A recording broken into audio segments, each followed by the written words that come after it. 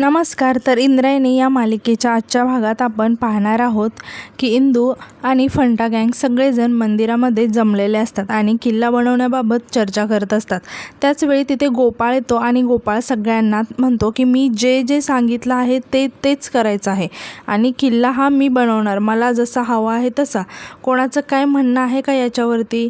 यावर इंदू तिचा हात वर करते. सगळेजण इंदूकडे आश्चर्याने बघायला लागतात आणि मग गोपाळसुद्धा आश्चर्याने इंदूला विचारतो की काय?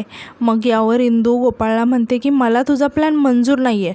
तर गोपाळ इंदूला विचारतो की का मंजूर नाही आहे माझा प्लॅन तुला? तर इंदू म्हणते की का मंजूर नाही आहे? तर गोपाळ रागाने म्हणतो की हे प्रश्नाचं उत्तर प्रश्न नसतो, विचारलेल्या प्रश्नांची गप्पगार उत्तरं दे, जास्त पुढे पुढे नको करूस. मग इंदू म्हणते की बरं, म्हणजे तू जे बोलशील त्याला आम्ही हो म्हणायचं असंच ना? आणि डोकं तुझं आणि हात आमचं असंच ना? म्हणजे आम्हाला डोकं नाही आहे का? आम्ही तुझं का ऐकायचं सगळं आणि तू ऐकणार का आमचं? तू ऐकतोस का आमचं? यावर गोपाळ रागाने म्हणतो की आमच्या राज्यात तुझी डावगिरी खपवून घेतली जाणार नाही. तर यावर इंदू म्हणते की मग आम्ही पण तुझी दादागिरी खपवून घेणार नाही. मग गोपाळ म्हणतो की मी मोठा आहे ना, मग मी दादागिरी करणार आणि याच्यातल्या कुणाहीपेक्षा जास्त मला कळतं. आणि मग इंदू रागाने म्हणते की म्हणजे आम्हाला कुणालाच काही कळत नाही का? आम्हाला बोलायला येत नाही का?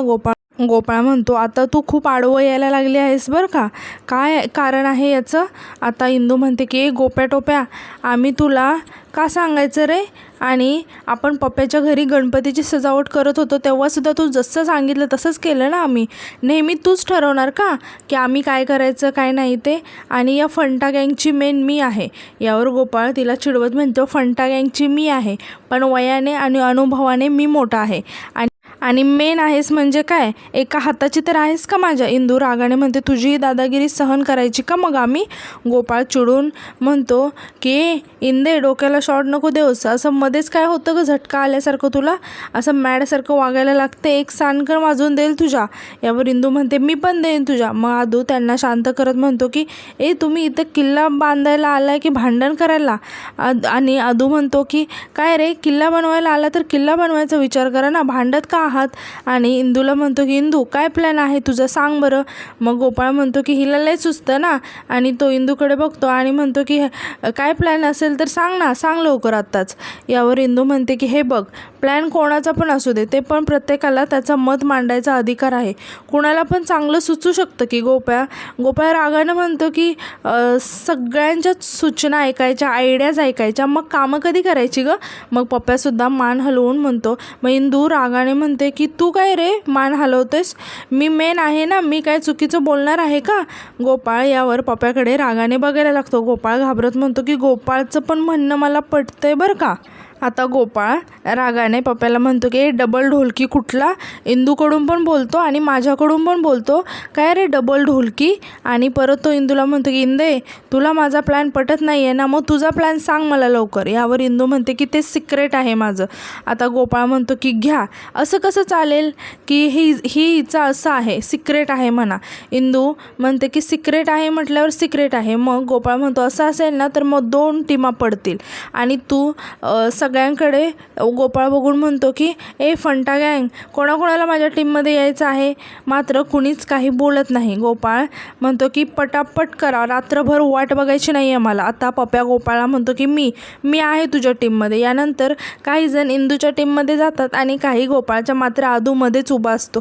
तो गोपाळ आणि इंदूकडे बघत असतो. इंदू त्याला खुणावून सांगते की माझ्या टीममध्ये. आता गोपाळ इंदूला म्हणतो की इंदे तुझ्यापेक्षा भारी किल्ला नाही बनवला ना तर नाव नाही सांगणार, गोपाळ व्यंकट दिग्रजकर, आणि तू बघशीलच. आता इंदू गोपाळला म्हणते की हो, मी असं बोलून नाही दाखवत, तुझ्यासारखं करूनच दाखवते आणि बघतेस तू काय करतो ते. आता यानंतर आपण पाहतो की अधोक्षज झोपलेला असतो आणि मोठ्या बाई त्याला उठवायला येतात आणि म्हणतात की अधोक्षज उठ बाळा. आणि त्याच्याकडे बघत म्हणतात की आणि हे काय आहे, हे असं अभ्यासाची पुस्तकं उशाखाली घेऊन झोपलं म्हणजे हुशार होत नसतं, असं काय नसतं, चल उठ लवकर, शिकवणीला जायचं आहे ना तुला. अधोक्षज झोपलेला असतो आणि तो बरळत असतो की आई थांब ना, जिंकायला थोडंच टाईम बाकी आहे. आणि इंदू बॅटिंग करते. हे ऐकून मोठ्या बाई रागाने अधोक्षजकडे बघायला लागतात आणि म्हणतात की कोण, आणि म्हणतात की अधोक्षज, अरे बाबा स्वप्न तरी तुला कशी पडतात रे. आणि त्या म्हणतात की उठ बरं लवकर, तुला शिकवणीला जायचं आहे आता. अधोक्षज लगेच उठून मोठ्या बाईंकडे बघायला लागतो. मग मोठ्या बाई म्हणतात की शिकवणीचं नाव काढल्यावर लगेच उठून बसलं ग माझं लेकरू. अधोक्षज मोठ्या बाईंना आश्चर्याने विचारतो की आत्ता कसली आहे शिकवणी. मग मोठ्या बाई अधोक्षजला म्हणतात की असं काय बोलतो बाळा, व्यंकट भाऊजी तुला कीर्तन शिकवणार आहेत ना. आता अधोक्षज मी झोपतो असं म्हणून झोपायला लागतो. आणि मग मोठ्या बाई अधोक्षजला उठवायला लागतात आणि म्हणतात की चल चल तुला कीर्तन शिकायचं आहे. तर अधोक्षज म्हणतो की अगं आई कशाला, मी मृदुंग किती छान वाजवतो. मग मोठ्या बाई अधोक्षजला म्हणतात ते काय नाही, तुझ्याकडे सोन्याची खाण आहे आणि तुला माती खायची आहे का. मग मोठ्या बाई त्याला उठवतात आणि त्याला खेचत बाहेर नेतात. आता यानंतर आपण दुसरीकडे पाहतो की व्यंकू महाराज आणि इंदू मंदिरात असतात. व्यंकू महाराज इंदूला अभंग शिकवत असतात. त्याचवेळी तिथे मोठ्या बाई येतात. आता व्यंकू महाराज मोठ्या बाईंना बघून बाहेर येतात आणि आश्चर्याने विचारतात की अरे वहिनी तुम्ही एवढ्या सकाळी सकाळी इथे. मोठ्या बाई म्हणतात की व्यंकट भाऊजी नाही, म्हणजे तुमच्या शिकवणीमध्ये व्यत्यय तर नाही आला ना. काय गाता हो तुम्ही, तुमच्या गळ्यामध्ये जणू विठ्ठल वास करतो असंच वाटतं. व्यंकू महाराज म्हणतात की विठुरायाचे नाव मनापासून घेतलं की कधीतरी प्रचिती येते अशी. पण ते असो, तुम्ही एवढ्या सकाळी इकडे आलात, काही महत्त्वाचं बोलायचं होतं का. मोठ्या बाई म्हणतात की अधोक्षजला घेऊन आले होते. आणि त्या अधोक्षजला म्हणतात की बरं का अधोक्षज, आता नीट शिकायचा. आणि त्या व्यंकू महाराजांना म्हणतात की अहो सारखं म्हणत होता मला व्यंकट काकांकडून कीर्तन शिकायचं आहे, कीर्तन शिकायचं आहे, व्यंकट काकांसारखं अभंग म्हणायचे आहेत गोड अगदी.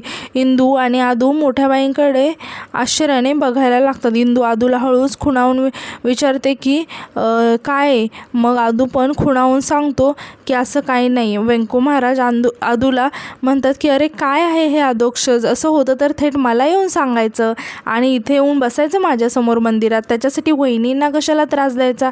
आणि परत हसत म्हणतात की चांगलं आहे, पण तुला जर एवढी मनापासून इच्छा असेल म्हणजे तुला चांगलं कीर्तन नक्की शिकता येईल. मोठ्या बाई म्हणतात की हो हे नक्कीच शिकता येईल, शेवटी दिग्रजकर आहे तो, वडिलांकडे भरपूर गुण होते पण त्याचा काय उपयोग झाला नाही.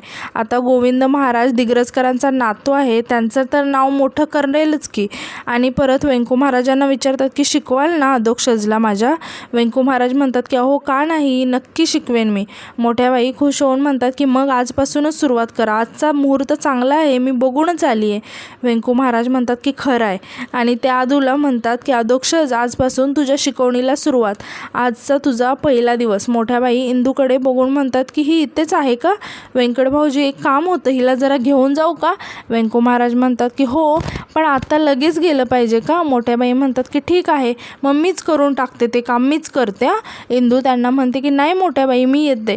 मोठ्या बाई म्हणतात की चल मग पटकन होईल काम, असं म्हणून त्या इंदूला तिथून घेऊन जातात आणि जोरात हाताला धरून घरात घेऊन येतात. इंदू रडत म्हणते की अहो मोठ्या बाई सोडा, खूप दुखतोय हात.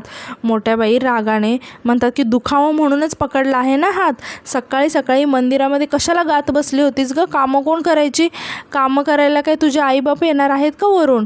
इंदू रडत म्हणते की मोठ्या बाई तुम्ही मला बोला पण माझ्या आईबाबांना नका बोलू. मोठ्या बाई रागाने म्हणतात की एक मुस्काट फोडेल उलट बोलशील तर.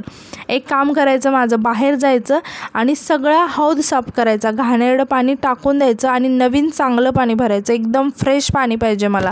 सगळी कामं संपवायची. आणि जोरात तिचा हात झटकून देत म्हणतात की चल निघ आता. इंदू तिथून जायला लागते. तितक्यात मोठ्या बाई परत इंदूला थांबवतात आणि म्हणतात की जर का मंदिरात गेलीस तर तुझे पाय तोडून तुझ्या हातात देईल ना. इंदू घाबरून मोठ्या बाईंकडे बघायला लागते. आता मोठ्या बाई म्हणतात की बघतेस काय, निघ इथून. मग इंदू तिथून निघून जाते. आता दुसरीकडे आपण पाहतो की गोपाळ आणि त्याच्या टीममधील दोघे म्हणजेच घाऱ्या आणि परी किल्ला बनवण्याबद्दल बोलत असतात. गोपाळ विचारतो की तो पप्प्या कुठे गेला रे?